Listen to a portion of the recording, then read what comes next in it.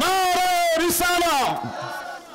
জনাব হযরত মাওলানা মুফতি শামসুল আলম মুহিব্বি সাহেব, জনাব হযরত মাওলানা মুফতি শামসুল আলম মুহিব্বি সাহেব, নারে তাকবীর। আজকের মাহফিলের প্রধান বক্তা, আজকের মাহফিলের প্রধান বক্তা, নারে তাকবীর, নারে রিসালাত। আলহামদুলিল্লাহ। আমার কথা কেউ বেজার হয়েছেন? মনে কষ্ট নিয়েন না, হুজুর এসে গেছেন, এখন ছেড়ে দিচ্ছি। দোয়া করবেন আমার জন্য, দোয়া করবেন ইনশাআল্লাহ। ওমা আলাইনাল বালাগ। আসসালামু আলাইকুম ওয়া রাহমাতুল্লাহ।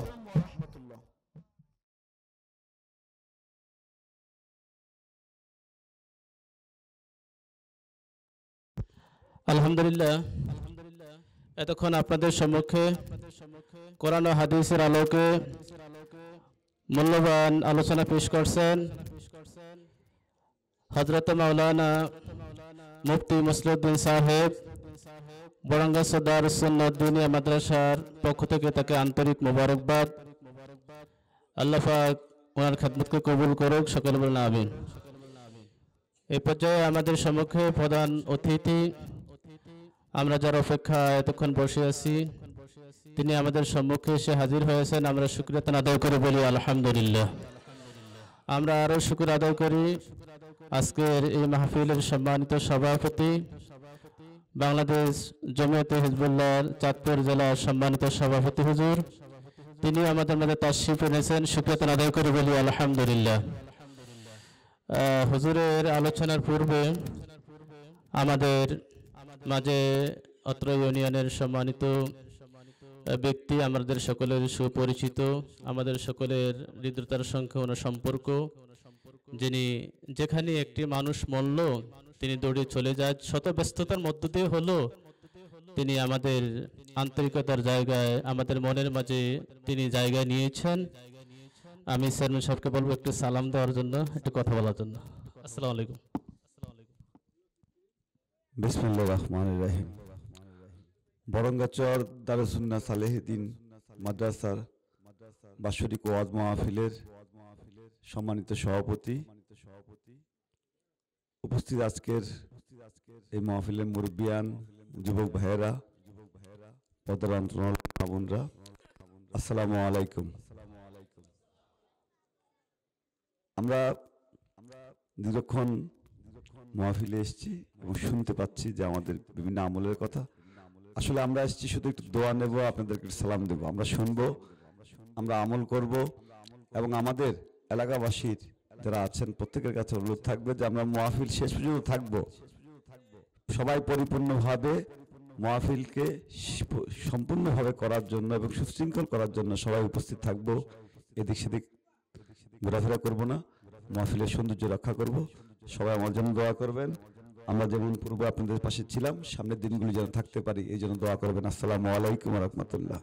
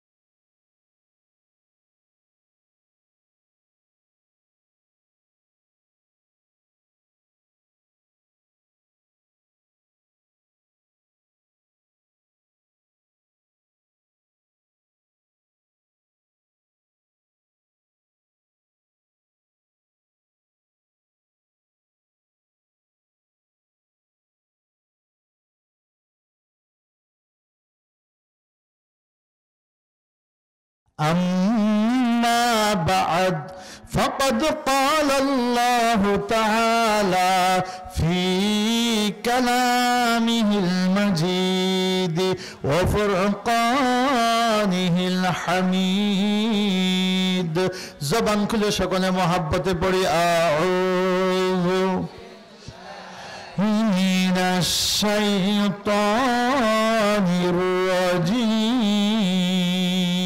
بسم الله الرحمن إنا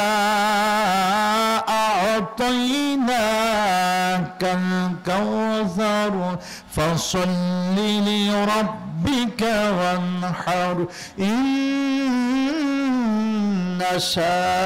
شانئك هو الأبتر وقال تعالى في آية أخرى وسارعوا إلى مغفرة من ربكم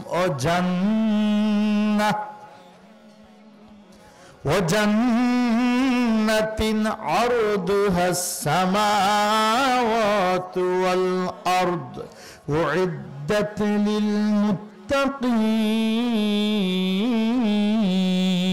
للمتقين وجاء في الحديث الشريف قال رسول الله صلى الله عليه وسلم إن الله طيب لا يقبل إلا طيبا وإن الله أمر المؤمنين بما أمر به المرسلين فقال تعالى يا أيها الرسل كلوا من الطيبات واعملوا صالحا وقال تعالى يا أيها الذين آمنوا كلوا من الطيبات ما رزقناكم ثم ذكر الرجل يطيل السفر أشعث وأغبر يمد يديه إلى السماء يا ربي يا ربي مطعمه حرام ومشربه حرام وملبسه حرام غزي بالحرام فأنى يستجاب لذلك ما رواه البخاري أو كما قال عليه الصلاة والسلام وقال تعالى في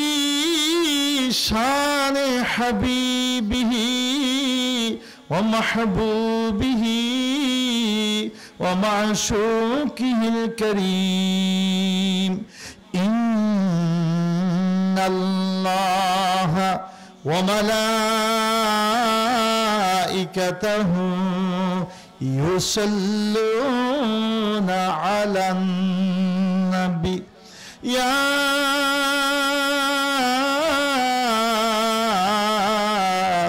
أيها الذين آمنوا صلوا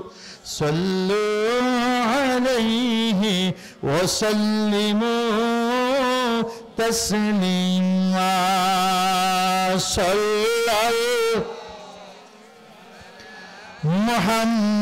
محمد صلى الله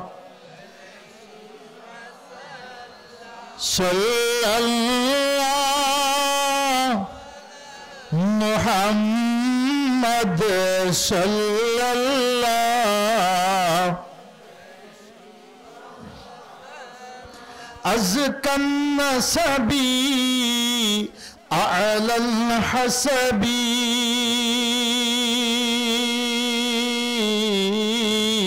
كل العرب في خدمته صلى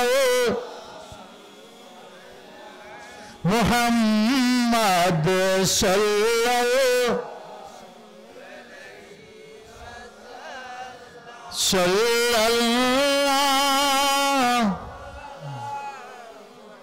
محمد صلى الله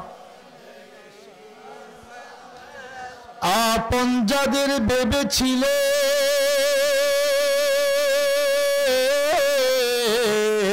তাদের আপন পাইবে না আপন যিনি ঘুমান তিনি ওই যে সোনার মদিনা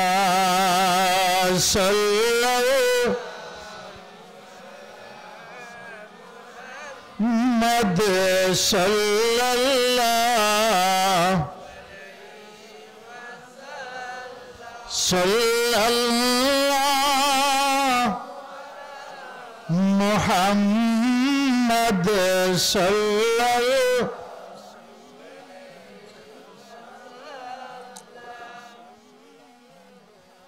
আল্লাহুম্মা সাল্লি ওয়া সাল্লিম ওয়া বারিক আলাইহি।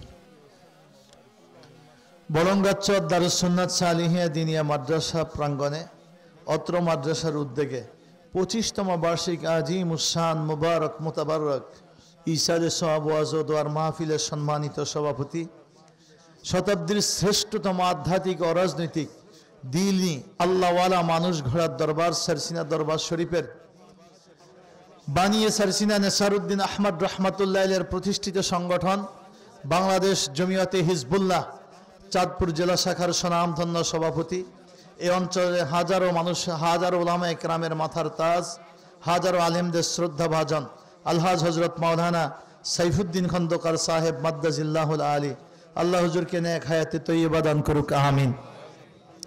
আজকের এই মাহফিলে আমার পূর্বে যিনি সুললিত কণ্ঠে সুন্দর আলোচনা করেছেন, রূপগঞ্জ বাইতুন নূর জামে মসজিদের স্বনামধন্য খতিব মাওলানা মুফতি মুসলিউদ্দিন সালেহি সাহেব, আমন্ত্রিত উলামায়ে কেরাম হজরত মাওলানা আজাদ হোসেন সাহেব, হাফিজ মাওলানা আনাস জামিল সাহেব, হজরত মাওলানা আব্দুর রাজ্জাক সাহেব, হজরত মাওলানা আব্দুল মোমিন সাহেব, আজকের মাহফিল পরিচালনায় আপনাদের অত্র মাদ্রাসার স্বনামধন্য মুদির হজরত মাওলানা মাইনুদ্দিন সাহেব, আল্লাহ পাক সকল উলামায়ে কেরামকে হায়াতে তৈয়বা দান করুক। উপস্থিত আল্লাহ প্রেমিক, রসুল প্রেমিক, উপস্থিত এই অঞ্চলের আইম্মায়ে মাসাজিদ, মুয়াজ্জিনে ইজাম, হুফাজে কেরাম, এই মাদ্রাসার আসাতেজে কেরাম, এই এলাকা ও দূর দূরান্ত থেকে আগত আল্লাহ প্রেমিক, রসুল প্রেমিক, মুরব্বিয়ানে কেরাম, আল্লাহ প্রিয় যুবক বন্ধুরা, নিষ্পাপ মাসুম বেগুনাগার মাদ্রাসা পড়ুয়া, নাবালেগ তালিবুল ইলম শিশুরা, আলোচনার শুরুতে ওই রবের দরবারে শুকর যিনি আমাদের সমবয়সী অথবা আমাদের চাইতে কম বয়সী আমাদের অনেক আপন জনকে আমাদের চোখের সামনে দুনিয়া থেকে বিদায় করে নিয়ে গেছেন, ঠিক না বেঠিক? ইচ্ছা করলে আমাদেরকেও আরও আগেই বিদায় করে নিতে পারতেন। ওনারই অনেক দয়ায় মায়ায় আদরে যত্নে পৃথিবীর হাজারো বিপদ মুসিবত, রোগ শোক দুঃখ ফিতনা বেদনা যন্ত্রণা কান্না মহামারী বিপর্যয় থেকে আল্লাহ আমাদেরকে হেফাজত করে সুস্থ রেখে অত্যন্ত মহিমান্বিত মাস, অত্যন্ত পবিত্র মাস, পবিত্র রজব মাস, আজ সোমবার দিবাগত রাত, বরকতি রাত, আল্লাহ আমাদেরকে এই অলি আল্লাহদের মজলিসে, দোয়া কবুলের মতো একটা মজলিসে, আলেম অলিদের সান্নিধ্যে গভীর রজনীতে দোয়া করার মতো একটা জায়গায় আসারও বসার তৌফিক দিয়েছেন। আমরা খুশি না বেজার? জবান খুলে বলি আলহামদুলিল্লাহ। মুআজ্জাজ হাজিরিন, রাত্রিও গভীর হচ্ছে, আমি আর ভূমিকা লম্বা না করে মূল কথায় চলে আসতেছি। পবিত্র কোরআনুল কারীম থেকে একখানা আয়াত তেলাওয়াত করেছি, বুখারী শরীফের একখানা হাদিস পড়েছি, তার উপরেই চেষ্টা করব সংক্ষিপ্ত কিছু আলোকপাত করার জন্য। আমি যে আয়াতখানা তেলাওয়াত করছি এই আয়াত হলো কোরআনুল কারীমের 114টা সূরার মধ্যে তৃতীয় সূরা, সূরা আল ইমরান।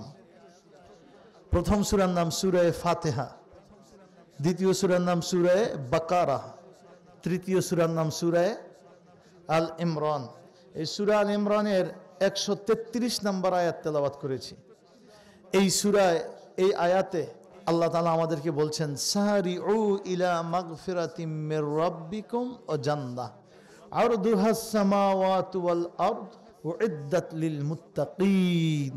বাংলা অর্থ হলো, তোমরা অগ্রসর হও, অগ্রসর হও, দৌড়াও, চেষ্টা করো, অগ্রগামী হও তোমার প্রভুর ক্ষমার দিকে এবং জান্নাতের দিকে, যে জান্নাতের প্রশস্ততা আসমান জমিন ব্যাপৃত।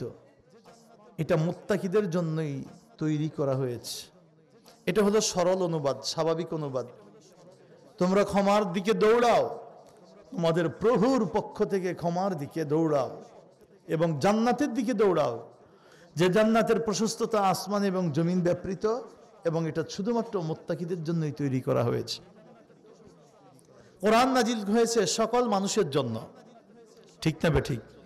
পশু পাখির জন্য, গাছপালার জন্য, সকল মানুষের জন্য, কিন্তু এটা হেদায়েত দিবে মুত্তাকিদেরকে। হেদায়েত দিবে কাকে? কথা বলেন। মানুষের মধ্যে যারা মুত্তাকি তাদেরকে হেদায়েত দিবে। বলে হুজুর পাইছেন কই? কোরআনে পড়েন আমার সাথে, আউযু বিল্লাহি মিনাশ বিসমিল্লাহির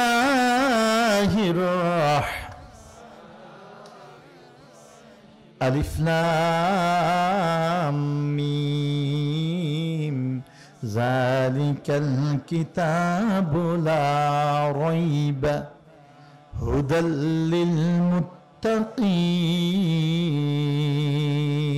আছে না নাই? বাংলা অর্থ কি? বাংলা অর্থটা কি? আল্লাহ নিজেই ডাক দিয়ে বলছে আলিফ লাম মিম, এই তিনটা হরফে মুকাত্তাআত, বিচ্ছিন্ন হরফ। এটার অর্থ যে কি দুনিয়ার কেউই সঠিকভাবে বলতে পারবে না, এটা জানে শুধু একমাত্র আল্লাহ।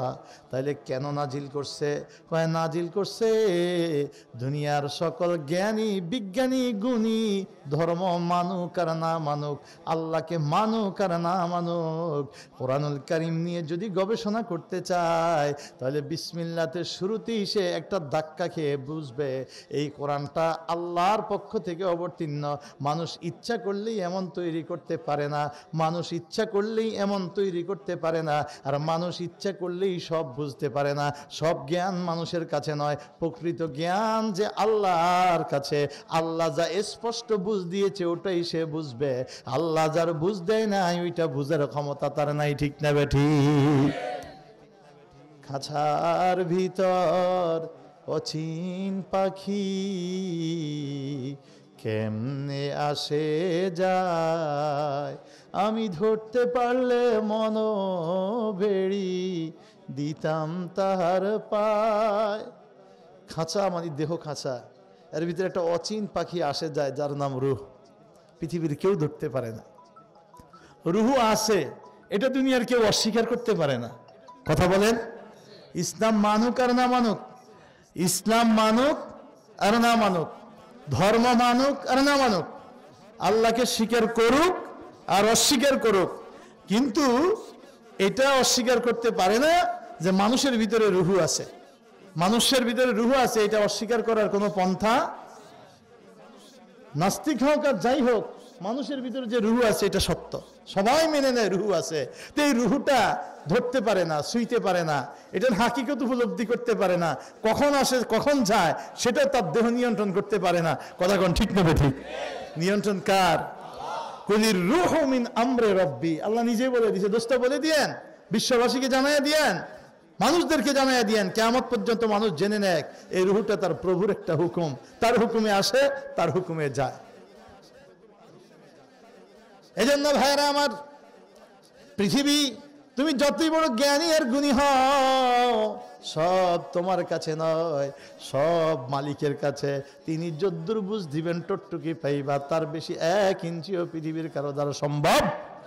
এই জন্যই আল্লাহ পৃথিবীর সব জ্ঞানীদেরকে চ্যালেঞ্জ করে কোরআনের শুরুতেই 3টা অক্ষর দিলেন আলিফ লাম মিম। বলো, কেউ বলতে পারে না। সব তাফসীর এখানে বলছে আল্লাহু আ'লামু বিমুরাদিহি বিহি, এর দ্বারা আল্লাহ যে কি উদ্দেশ্য নিছে জানে আল্লাহ তাআলা নিজেই। তবে আল্লাহ মূলগা জিনিস অবতরণ করে নাই। এটার প্রকৃত ব্যাখ্যা জান্নাতে যারা হবে, যারা জান্নাতি হবে, জান্নাতে যাবে, জান্নাতেও মাহফিল হবে, ওই মাহফিলে আল্লাহ তাআলা এই আয়াতে মুতাশাবিহগুলোর ব্যাখ্যা নিজে করে দিবেন। আরো জোরে বলেন না সুবহানাল্লাহ। এরকম আলিফ লাম মিম শুধু এই 2টা মানে 3টা অক্ষরই না, এরকম 14টা আয়াত আছে কোরআনে। ইয়াসিন, দুনিয়ার কেউ বলতে পারে নাই যে কি বুঝাইছেন আল্লাহ, আল্লাহই ভালো জানেন। চেষ্টা করছে মানুষ আর বলছে আল্লাহই ভালো জানে। আমি মনে করি এটা হইতে পারে একটু, এর বেশি কিছু না। নুন আল কলামি মা ইয়াসতুরুন, এই যে নুন, এটা একটা আয়াত, একটা অক্ষরে একটা আয়াত, পৃথিবীর কেউ বলতে পারবে না।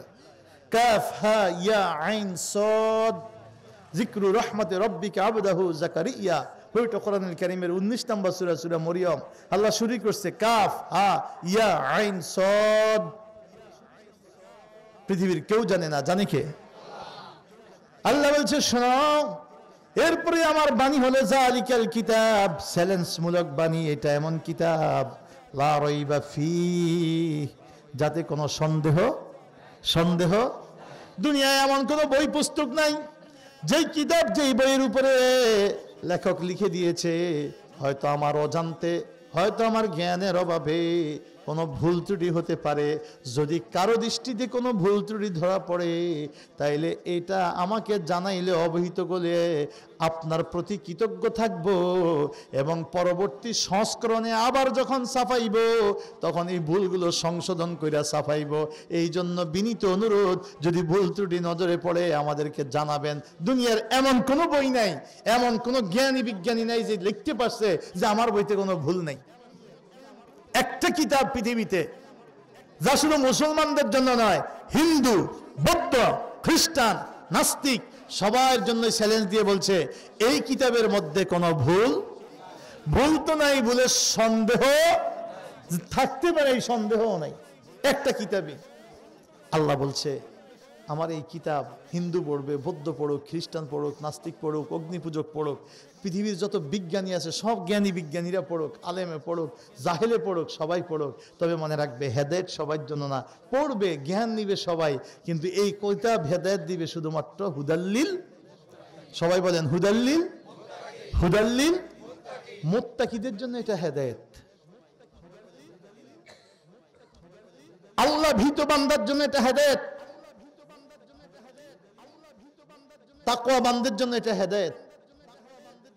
এজন্য কাবার ইমামতি করছে, দীর্ঘদিন ইমামতি করার পরে এখন চলচ্চিত্র নির্মাতা, এখন ছবি বানায়, নাচ গান অনুষ্ঠান আয়োজন করে, চলচ্চিত্র নির্মাতা। এজন্য কাবার ইমাম যারা সত্যিকারের ইমাম, ওনারও জাতির নিয়ে যখন হাত তোলে বারবার চিৎকার দিয়ে বলে আল্লাহুম্মা ইন্না নাসআলুকাল হুদা ওয়াত তুকা ওয়াল আফাফা ওয়াল গিনা। নবী শিখাইয়া দিয়েছে এই দোয়াটা নবীজি বেশি বেশি করতেন, আল্লাহুম্মা ইন্না নাসআলুকাল হুদা ওয়াত তুকা ওয়াল আফাফা ওয়াল গিনা। জোরে কান সুবহানাল্লাহ।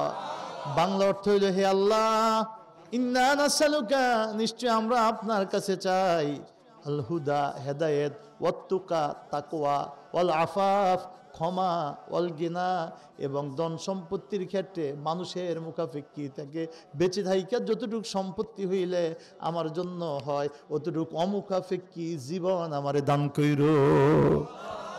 চারটা জিনিস, কয়টা? হুদা, ওয়াত তুকা, ওয়াল আফাফা, ওয়াল গিনা। আমাকে আপনি দান করবেন হেদায়েত, তাকওয়া, আমাকে দান করবেন আফাফ মুক্তি, গুনাহ মুক্তি, এবং আমাকে দান করবেন গিনা ধনিত্ব, মানুষের থেকে অমুখাপেক্ষী জীবন আল্লাহর উপরে গঠন করতে পারি অতটুকু সম্পদশালী আমারে বানায়েন। বলেন না সুবহানাল্লাহ। হে ভাইরা আমার, এই জন্য রাসূল আমাদেরকে শিক্ষা দিয়েছে, আর দুনিয়ায় যে আল্লাহর যত প্রিয় ওই মানুষটা হাত তুললেই চোখে পানি চলে আসবে। ও হাত তুলে তুলে আল্লাহর কাছে বলবে রব তাকওয়ার নিয়ামত দান করিও, কারণ ইন্নালিল মুত্তাকিনা মাফাজা হাদাইক ওয়া আনাবা ওয়া কাওয়াইবা আতরাবা। সুবহানাল্লাহ বলে। সফলতা মুত্তাকিদের জন্য। সফলতা কার জন্য? সবাই বলেন না। এই সফলতা কার জন্য? ইন্নালিল মুত্তাকিনা মাফাজা, সফলতা মুত্তাকিদের জন্য। কোরআনুল কারীমে আল্লাহ আরেক জায়গায় বলছে সফলতা মুত্তাকিদের জন্য। চেয়ারম্যান নো, চেয়ারম্যান হয়ে যদি তোমার জাহান্নামে যেতে হয় এটা তোমার সফলতা নয়। এমপি হয়ে যদি জাহান্নামে যেতে হয় সফলতা নয়। প্রধানমন্ত্রী হইছ কিন্তু যদি জাহান্নামে যেতে হয় সফলতা নয়। রাষ্ট্রপতি হইছ, জাহান্নামে যেতে হলে সফলতা নয়। ইঞ্জিনিয়ার হইছ, জাহান্নামে যেতে হলে সফলতা নয়। কন্ট্রাক্টর হইছ, জাহান্নামে যেতে হবে, সফলতা নয়। অনেক অর্থের মালিক কিন্তু তোমার পরকালটা জাহান্নামে যেতে হবে, তুমি সফল না। সফল কোন ব্যক্তি? যে জান্নাতি। সফলকে? আরে কথা বলেন না, আমার কথা না আল্লাহর কথা। লা ইয়াস্তাওয়ি আসহাবুন নারি ওয়া আসহাবুল জান্নাহ আসহাবুল জান্নাতি হুমুল ফাইজুন।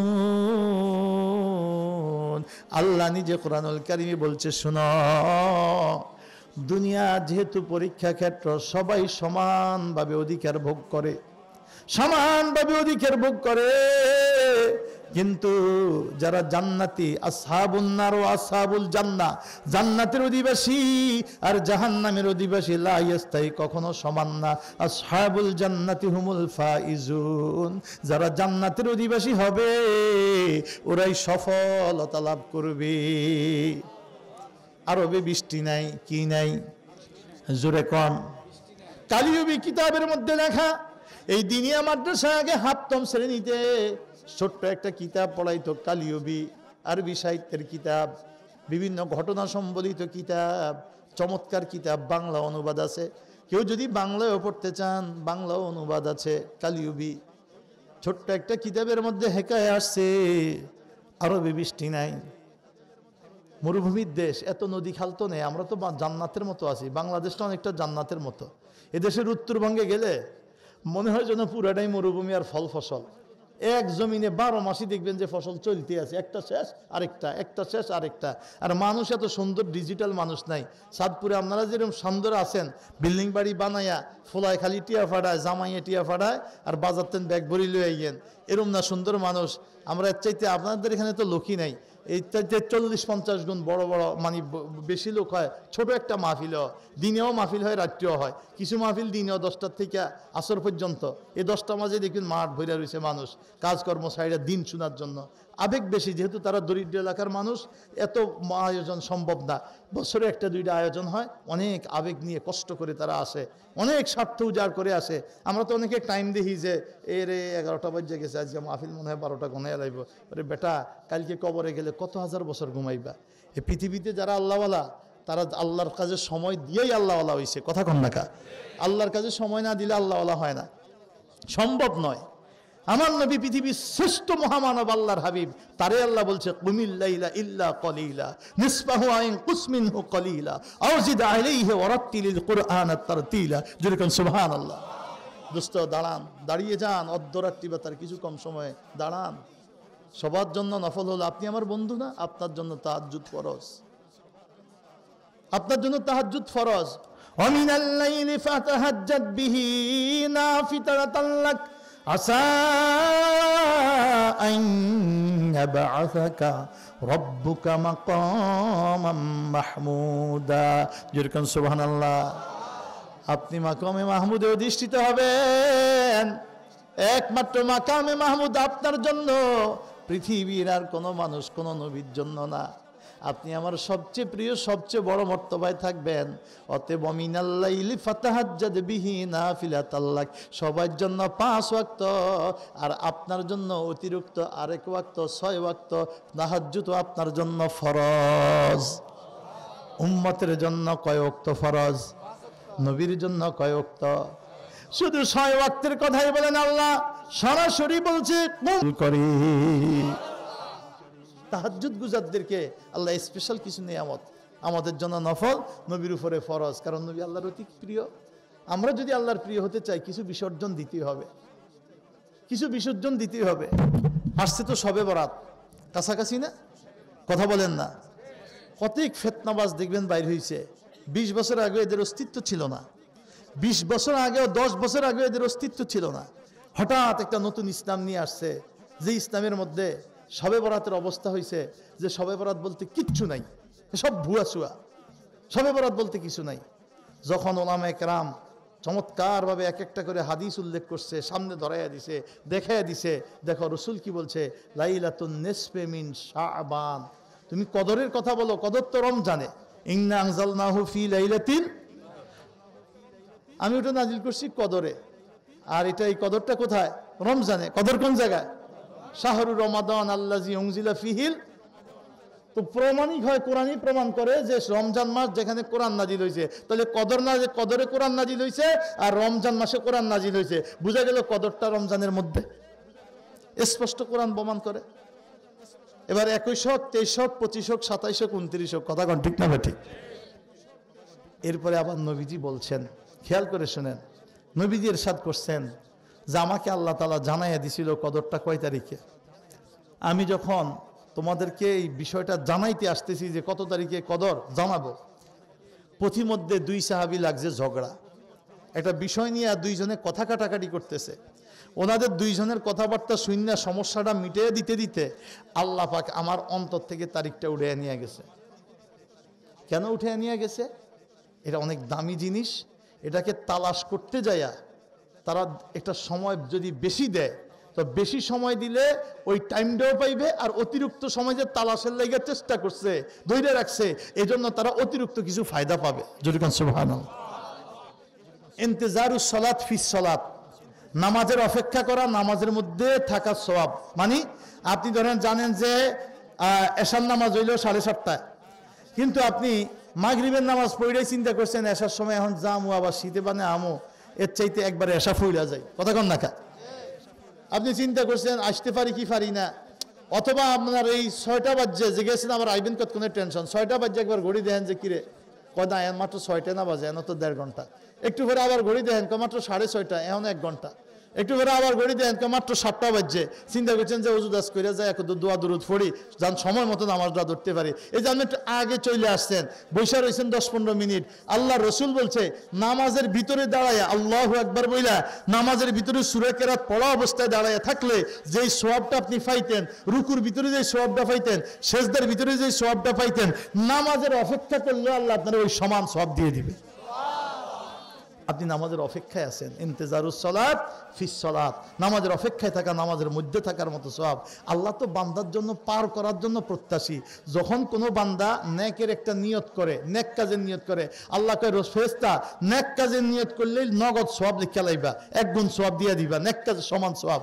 যদি নেক কাজটা করে তাহলে 10 গুণ সওয়াব দিয়ে দিবা। আর জোরে কর না।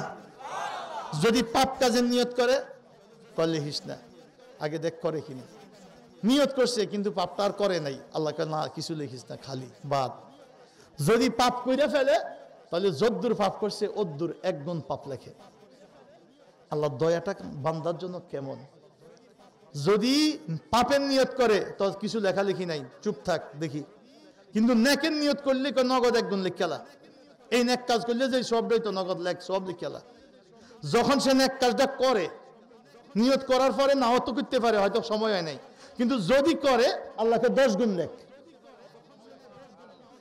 আর পাপ যদি হয় তাহলে 1 গুণ লেখ। নিয়ত করলে কিছু লিখবি না, আর যদি পাপ করে ফেলে তাহলে 1 গুণ। তা আল্লাহর দয়া আসে না নাই? আসে না নাই? কম না বেশি? এরপরে যদি আমরা জান্নাতে যাইতে না পারি, আমাদের চাইতে কপাল পোড়া আর হয়? ওমিয়া সাহেব চলেই তো যেতে হবে। আল্লাহ আমাদেরকে কি বলছে? যে আয়াতটা পড়ছিলাম, পড়েন আমার সাথে। আউযু বিল্লাহি মিনাশ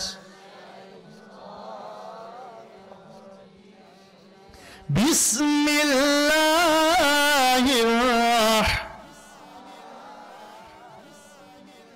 ওয়াসারিউ ইলা মাগফিরাতিম মির রাব্বিকুম ওয়া জান্নাহ।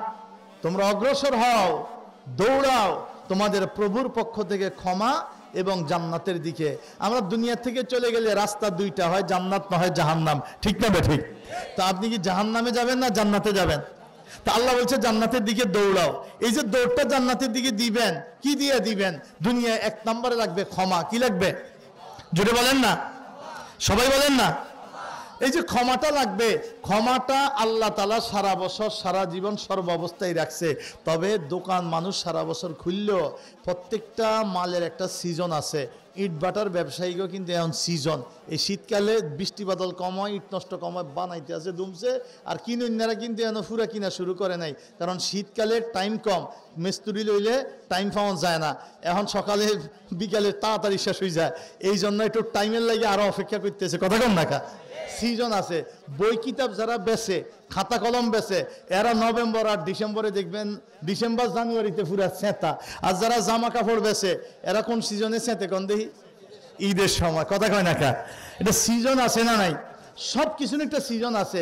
আল্লাহ তাআলা আসমান জমিন সৃষ্টির থেকে বছরে 12 মাস দিছে, কথাটা আমার না, স্বয়ং আল্লাহর কোরআনের, যে এই যে 12 মাস এটা পৃথিবীর কেউ গণ্য দেয় নাই, এটা আসমান জমিন সৃষ্টির দিন থেকে আল্লাহ তাআলা নিজেই বিধানটা করে দিয়েছে। সুবহানাল্লাহ। কোন কই পাইছেন? সূরা তওবা, ইন্না ইদ্দাতাশ শুহুরি ইনদাল্লাহি 12 শাহরান ফি কিতাবিল্লাহ ইয়াওমা খালাকাস সামাওয়াতি ওয়াল আরদ মিনহা আরবাআতুন হুরুম। জোরে কোন সুবহানাল্লাহ। ইন্না ইদ্দাতাশ শুহুর, নিশ্চয়ই মাসের সংখ্যা, ইদ্দাতুন মানে সংখ্যা, শুহুর মানে মাসসমূহ, মাসসমূহের সংখ্যা ইনদাল্লাহ কার নিকট? 12 শাহরান 12 মাস, ফি কিতাবিল্লাহ একেবারে আল্লাহর কিতাবে নির্ধারিত, ইয়ামা খালাকাস সামাওয়াতি ওয়াল আরদ আসমান জমিন সৃষ্টির দিন থেকে। এজন্য আপনি গুনতে পারতেছেন আপনার বয়স কত, এজন্য আপনি গুনতে পারতেছেন আপনার চাকরি কত বছর হয়েছে, রিটায়ার্ড কবে করবেন, বেতন কবে পাইবেন, মাস কবে ফুরবে, এই সব সিস্টেমটা আল্লাহ করে দিয়েছে। বিধায় আপনি আমি হিসাবের, জীবনের হিসাবটা রাখতে পারতেছি, কর্মচারীর হিসাবটা রাখতে পারতেছি, আমি কোম্পানি হইতে পারছি, আমি আব্বা আম্মার আশা দেওয়ার হিসাব রাখতেছি, আব্বা চলে গেছে কত বছর হয়েছে, মরে গেছে সেটা হিসাব রাখতে পারতেছি। সিস্টেম করে দিছে কে?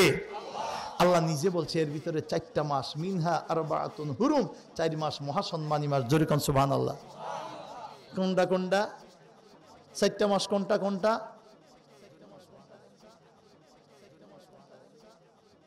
তিনটা ধারাবাহিক, জিলকদ, জিলহজ, মুহররম। জিলকদ, জিলহজ বছরের শেষ 2 মাস, আর হইলা মাস 11, 12, 1। জিলকদ, জিলহজ, মুহররম। আর আরেকটা মাস হয়েছে, নবী বলছে সালাসাতুম মুতাওয়ালিয়া, 3টা ধারাবাহিক, আর একটা হয়েছে বিচ্ছিন্ন, সেটার নাম রজব। সেটা কি? জোরে কোন না, সবাই বলেন না। এই মাসটা কি? 4 মাস মহাসম্মানী। দুনিয়ায় যারা যত যুদ্ধ বিগ্রহ করো, যদি আল্লাহকে বিশ্বাস করে থাকো, কিতাব বিশ্বাস করো, এই 4 মাসে সব দ্বন্দ্ব সংগ্রাম বন্ধ থাকবে। এই 4 মাস আল্লাহর প্রিয় হওয়ার চেষ্টা করো। সুবহানাল্লাহ। কোন ও মিয়া সাহেব, এই জন্য একটু চিন্তা কইরা দেখো, এই রজব মাস আমার নবী নিজে তালাশ করতে থাকতেন, কবে রজব শুরু হবে, কোন দিন রজব শুরু হবে, নবী নিজে রজব তালাশ করতে থাকতেন। যেই দিন প্রথম আসমানে রজবের নতুন চাঁদটা উঠতো, 1 তারিখ হইতো নতুন চাঁদ, চাঁদটা দেখা মাত্রই নবীজি দোয়া করতেন, পড়ে আমার সাথে, আল্লাহুম্মা আল্লাহুম্মা বারিক লানা ফি রজবা ওয়া শাবানা ওয়া বাল্লিগনা ইলা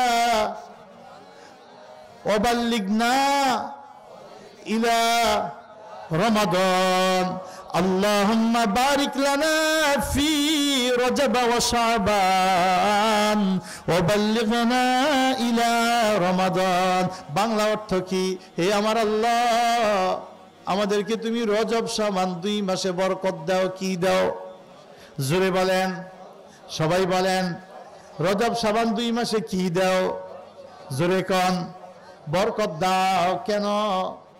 ও মহান মালিক, তোমার দোস্ত বলছে, যেই মানুষটা আমার নবীর নাম মোবারক সামনে উচ্চারণ হয় শুনে কিন্তু দুরুদ ও সালাম পড়ে না, ওর চাইতে বড় কপাল পোড়া আর পৃথিবীতে কেউ হয় না। তার নাক যেন ধুলায় মলিন হয়, তার দুনিয়াদারি ব্যর্থ। আবার যেই মানুষটা মা বাবাকে বৃদ্ধ অবস্থায় পেয়েছে, আব্বাকে অথবা আম্মাকে বৃদ্ধ অবস্থায় পেয়েছে, সুদের প্রচলনটা খুব বেশি নাকি? বাপ মার রক্তে সমস্যা থাকলে, রুজিতে সমস্যা থাকলে ফলাফলের মধ্যে কিছু তাসির করে না। এটা কিন্তু ইসলামের ইতিহাসে প্রমাণিত বিষয়। ইমাম আবু হানিফা রহমাতুল্লাহ আলাইহি এরকম মজলিসে, আলেমদের মজলিস, কিতাবাদি আলোচনা হচ্ছে, বাচ্চারা খেলতে খেলতে বল একটা ভিতরে ঢুকছে, হুজুরগো ভিতরে ঢুকিয়া গেছে, সব ফলাফাইন ভয় পাইয়া গেছে যে হুজুর করে ডেঙ্গাইয়া কেমনি ভিতরতে বল আনবে, ওর কেউ আগায় না ভয়ে। এক ফলাকে কি হয়েছে, সমস্যা কি? হ্যাঁ, একেবারে সাহস দেখে আয়া দৌড়াই আয়া ভিতরে ঢুকিয়া বল লইছে, লইয়া আবার হুজুরগো গাড়ির উপর দিয়ে গেছে গা। ইমামে আজম আবু হানিফা রহমতুল্লাহ আলাইহি মিসকি হাসি দিয়া কয়, সবার মধ্যে আলেমদের ভয় কাজ করছে, ওর মধ্যে কাজ করে নাই কেন জানো? বলে হুজুর কেন? কয় ও হারামজাদা, ওর জন্ম ঠিক নেই, ওর শরীরের রক্তটা ঠিক নেই, এজন্য ওর মধ্যে কিছু কাজ করে না। এখন একজন আলেম ওখান থেকে চিন্তা করছে, ইমামে আজম, সারা পৃথিবীর মানুষ তার মাসলা মাসাইলগুলো গ্রহণ করে, উনি এরকম একটা কথা কইছে। এখন এটা যদি সত্য হয় তাহলে তো এটা আমাদের কাছে আশ্চর্য, উনি বুঝলেন কেমনে? তাহলে অবশ্যই উনি আল্লাহর ওলি, কথা কন না? ওনার এই ক্ষমতা আছে, আল্লাহ তারে দিছে। আজ যদি উনি এটার কথাটা সঠিক না হয় তাহলে তো ইনি এরকম আরো বহু মাসলা মাসাইল ব্যাঠিক বইলা লাইতে পারে, পৃথিবীতে একটা ভয়ে মানে ঝামেলায় পড়ে যাবে। এই জন্য উনি এটার পিছনে লাগছে, যে এই বাচ্চার পিছনে লাগছে যে এ কি আসলে হারাম জানা না হালাল জাদা খুঁজা বাইর করবে।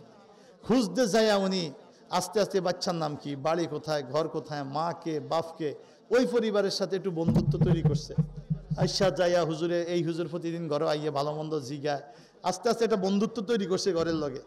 হইতে হইতে হইতে হইতে শেষ পর্যন্ত যখন কয়েক বছরের মধ্যে সম্পর্ক গভীর হয়েছে, তখন একদিন ওই বাচ্চার মায়ের এসে ধরছে, বলছে যে পর্দার আড়াল থেকে, আপনি আমাকে একটা তথ্য দিতেই হইবে, তা না হইলে পৃথিবীতে একটা বিরাট সমস্যা হবে। বলে কি সমস্যা?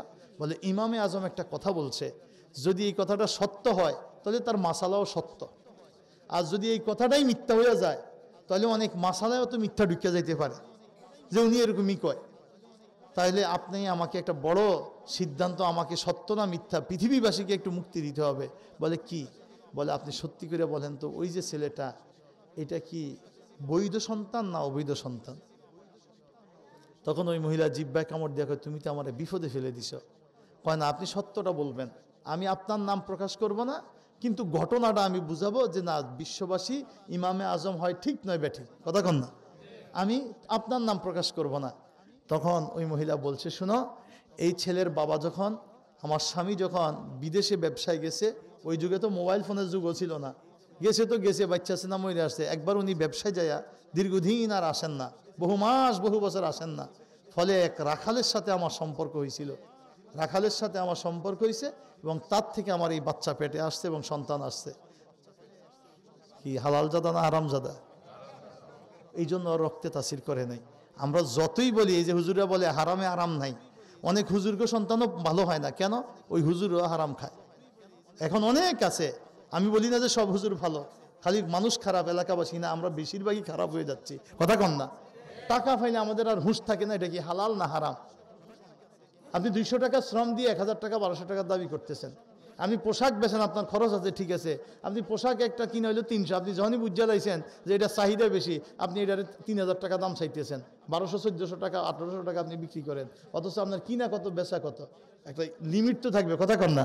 আপনি এক তালারে কবে 3 তালা বানাইবেন সেই চিন্তায় ব্যস্ত বইয়া রয়েছেন, কবে কুটিফুটি হইবেন, কারো কোপ দিয়া, কেউ ছুরি দিয়া কোপ দেয়, আর আপনি একটা উসিলা দিয়ে, একটা জামা কাপড় দিয়ে, একটা চাদর, হয়তো দোকান দিয়ে কোপ দিতে আছেন। এক একজন এক একভাবে আমরা চেষ্টা করছি। আমরা হুজুররা কোপ দেয় না, 80,000 টাকার নিচে প্রোগ্রাম নাই, 70,000 টাকা দিয়ে আগে প্রোগ্রাম লেখাইতে হয়। এরপরে আবার হুজুরে আইতে সময় কয় যে আমার সমস্যা আছে, এরপরে আবার হাত পা ধরে আইনলে কয় 40 মিনিটের বেশি ওয়াজ করলে আমার শরীর অসুস্থ হয়ে যায়, 40 মিনিটের বেশি ওয়াজ করতে পারি না। টাকা কিন্তু 70,000 আগে লইয়া গেছে, মাঝে মধ্যে ধুনাও খায়, কথা কন না? খা কিয়ামতের আগে সব পদ রসুল বলছে, শোনো, দুনিয়ার মধ্যে শ্রেষ্ঠ হবে আলেম, দুনিয়ার মধ্যে নিকৃষ্ট হবে আলেম। এটা আমার কথা না নবীর কথা? কথা বলেন না?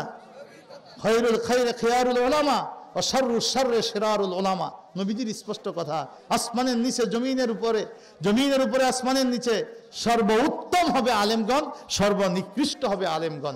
আলেমের ফতোয়াই মানুষ ধ্বংস হয়ে যাবে, আলেমের ফতোয়াই সুদকে মানুষ হালাল জান্নাত শুরু করবে, আলেমের ফতোয়াই ইবাদত বন্ধ করে মানুষ দরজা লাগায় ঘুমাবে। আপনি কি মনে করছেন